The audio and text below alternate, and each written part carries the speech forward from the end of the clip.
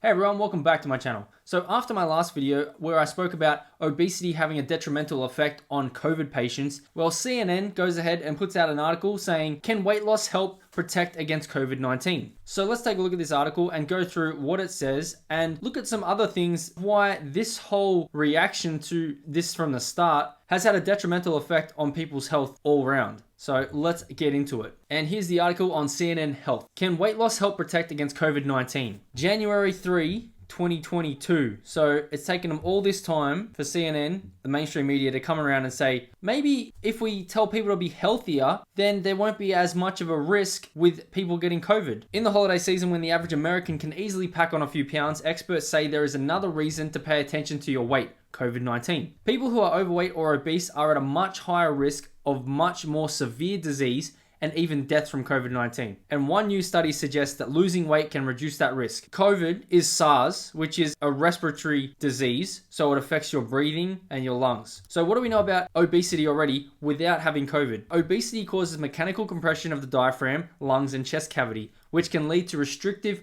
pulmonary damage, so heart damage. Furthermore, excess fat decreases total respiratory system compliance, so your breathing, the way you're able to breathe. This is if you are too fat, you're obese, it affects the way you breathe.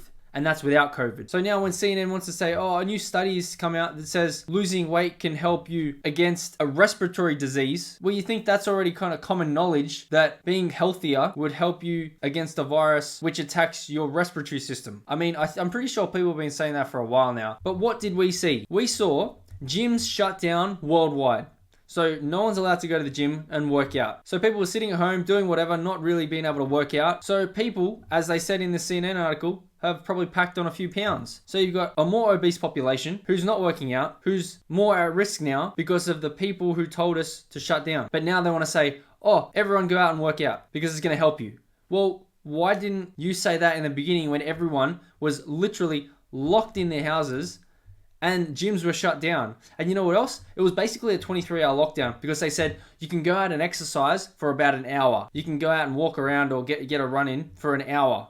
And then you got to come back in. So 23-hour lockdown, no gyms were open. So people for a long time, many months, were doing nothing. Meanwhile, many people said, if this is about public health, why don't you encourage more people to be more healthy and have a more healthy lifestyle? Go out, exercise more, eat better. It comes out now. And then you've got the impact on gyms. How many have had to shut down? 47% of the fitness industry jobs were lost. And this is from industry data, Global Health and Fitness Association. So let's continue with this CNN article. We're overwhelmed with the volume of patients that have really made the connection between obesity and COVID and the need for them to get appropriate care. And how many of those were not obese before the pandemic that are obese now because they were told to sit in their houses for months on end. So here we go. Obesity and the risk of COVID-19. People with obesity are 46% more at risk of getting COVID-19, according to a study from August. It found that they are also more at risk of getting really sick, facing a 113% higher chance of being hospitalized, a 74% higher risk of needing to be treated in the ICU, and perhaps most troubling of all, a 48% increased risk of death. So all of these increases, 113%, 74%, 48%, are all because people are obese. And in my last video, I went through a bunch of other studies which are showing children, also adolescents, under the age of 18. I'll play you a clip from that one. Approximately 2/3 of patients had one or more underlying health conditions, with obesity being the most common. Now, among patients 12 to 17, 61.4% had obesity. So 61.4% of kids aged 12 to 17 years old had obesity. Also, a bunch of other factors from our last video, which I'll show you here. Obesity worsens outcomes from COVID-19. Having obesity increased the risk of severe illness from COVID-19. Having obesity may triple the risk of hospitalization. The highest death rates are seen in countries with the most overweight populations. And then we had a New York Times article that told you coronavirus attacks fat tissue. We've been told the science, and that's all we've been hearing. Trust the science. Well, this is the science. COVID attacks fat tissue. Stop being fat. Everyone get out, run, jog, swim, do whatever you can. If you are scared of getting COVID and you are in the obese range, change it up. It's January now. Everyone's hitting the gym. Go change your lifestyle up, but make sure you stick to it, not just stay there for a month and then not go back. Does losing weight reduce COVID-19 risk? The increased risk has led many to wonder if losing weight might help them from catching it or getting sicker with it. There's no question in controlled trials with people who are obese and have heart failure that if they go through a weight reduction or an exercise program or a combination of both, and we look at this marker of how they're doing, the answers are yes. There's evidence that weight loss is a good thing. What? No shit. And a large retrospective study published last week in the JAMA Surgery suggests that substantial weight loss makes a difference. I showed you from my last video, we showed COVID attacks fat cells. It says, why is obesity a threat? Obesity is a problem with COVID-19 for a variety of biological reasons. Quote, fat cells are living cells, and as soon as you start to accumulate them, they're essentially impacting your immune system negatively. From the word go, they're inflamed. Fat cells create chronic inflammation. Now, here's an issue which I'm not going to touch too much on because YouTube. With obesity, blood is also prone to clot. Now, if you know anything about things that we've been mandated to use and take, you know that some people have had adverse reactions that may be similar to that.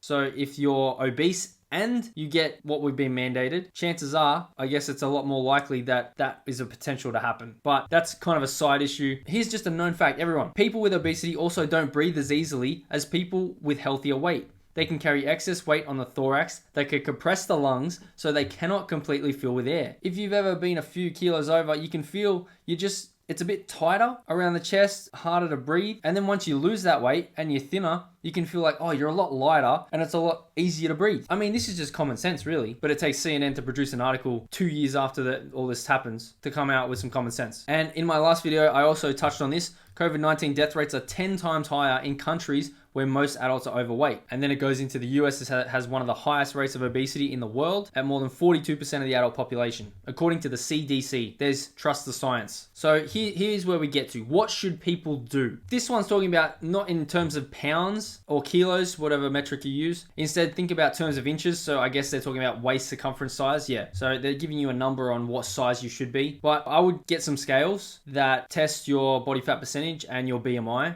and then try and get that to as low as you can over time. That's just another way you can test it. I mean, if you want to do the testing of the waist, you can do that too. But if you get some good scales, then you can get a more accurate reading. And then it goes all into the science about stomach fat and why it's so dangerous to be carrying there, because it's around your vital organs, liver, lung, yep. So it just goes into the science of what happens when you are that obese. So that's why with COVID, if you have that deep layer of belly fat, also it makes the body insulin resistant and keeps it in a constant state of chronic inflammation. So when you add the inflammation of COVID on top of it, it can increase the risk of severe illness. And then in this part right here, it's saying based on studies, even a person who is overweight but loses 5 pounds, that's not really that much. It can see improvement in their diabetes and hypertension if you have those. Just 5 pounds can make a difference. So start now, get moving. You've been told for years now that you need to be on lockdown, don't exercise, it's about public health. But now CNN and the mainstream wants to come out saying